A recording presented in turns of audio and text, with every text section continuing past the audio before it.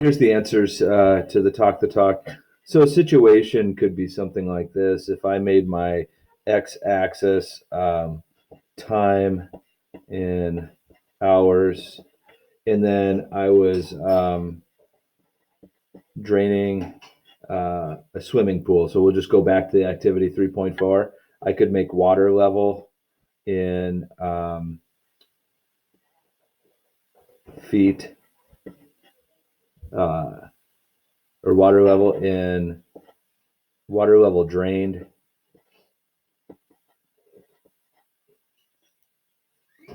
I could set up an equation where after every 6 hours, I drained out 8 gallons of water, something like those lines. So you're talking about over time, you're losing something, right? Because you're going to negative, so you're getting less and less of something.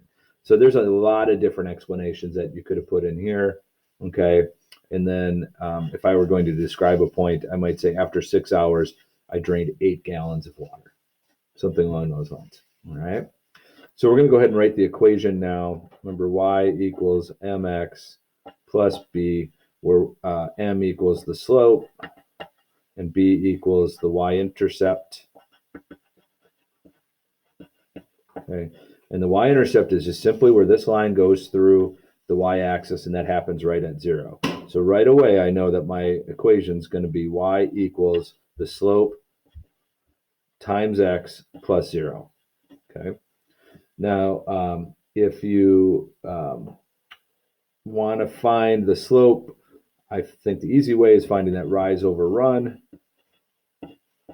Definitely the most efficient way. So for every hour or whatever your x-axis is labeled, you move to the right. How much do you go up or down, right? So I'm just going to go ahead or go right over to this point that we were already working with. So my run is 6 because I go from 0 to 6. And when I do that, I go down 8. So my slope is negative 8 over 6. So if I were to simplify that down, first of all, it's a mixed number. So how many 6s can I take out of negative 8?